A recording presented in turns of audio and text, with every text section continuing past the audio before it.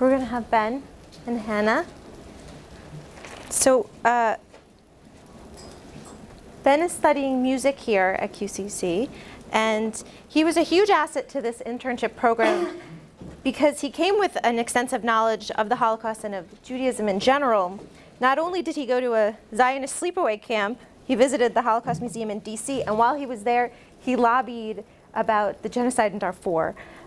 He was in B'nai B'rith, he's been to Vad Vashem, and I think he got a great perspective to the group, and he definitely had a lot to say in a very good way. And he was also offered a very competitive internship this summer in DC, so we're really proud of him for that. And he expressed an interest in interviewing a survivor that was a fighter. So we decided to pair him with Hannah Deutch. Okay. Thank you, Marissa. First off, I want to thank Marissa for pairing me with Hannah. She's an amazing woman, and I'll explain that throughout this little panel here.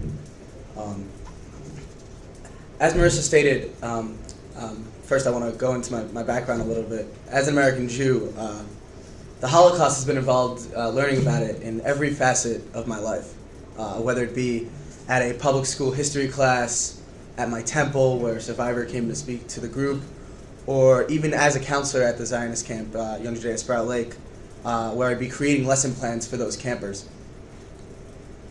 Each time I always had a similar reaction. I was in tears.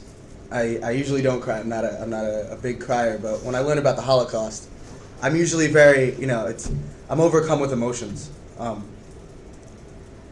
Finally, after years of learning about the Holocaust, I finally got to interview a survivor. And prior to the interview, I assumed my reaction would be exactly the same, that I would be in tears after the interview. However, this was not the case, and not because what happened wasn't said, but because I had so much respect and I was in awe of Hannah. She was not sent to a concentration camp, but however, she was on the Kinder Transport, which for those of you who don't know, this is a movement that moved children from Germany to Britain. Most countries weren't letting Jews in, and Britain allowed a certain group of children to leave Germany. But the problem was some children didn't have a place to go. Some children were stuck with foster parents or in orphanages. This journey alone is hard enough, but on the way to Britain, Hannah took care of the children. She was 16. She was older than most children on the trains and the ships, and she took care of those children on the boat.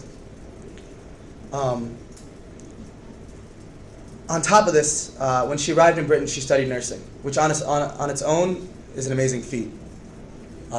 However, she took that nursing ability and joined the army. For the country that saved her, she was now going to help save it. With all she already had to deal with, she had more altruism and has a bigger heart than I personally have seen. Yes, to be honest, I could cry because I don't know how strong I would be in this situation. Even after learning about the Holocaust, I get more hurt than anything just hearing certain things. However, seeing how Hannah took this and used it to do good and help children and serve the military for her country, that saved her. As I said, there's no truer kindness. And I don't have more respect for any one person, at least at this point in my life. Hannah, you are an amazing person, and I wish I had your strength. Thank you for giving me the opportunity to hear everything I have learned, to hear your story. I apologize. I know I will never forget, as the famous quote. And when I speak of the Holocaust, along with everything I have learned, I will speak of your strength and share your story to show that even when the world could be at its harshest point, people can still rise above. Thank you. Great, thank you. Hannah, would you like to say anything about your experience with Ben? I spent 2 wonderful hours with Benjamin. It took me that long to get through my life. But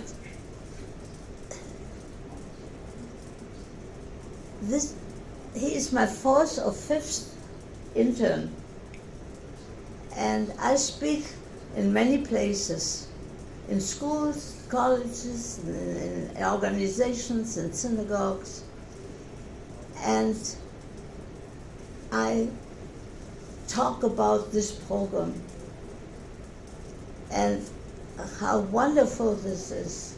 And I think a lot of my requests for speeches come from this.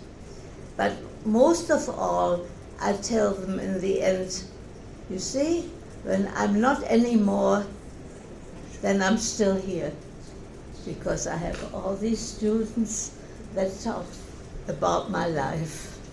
So thank you very much. Thank you guys. Wonderful.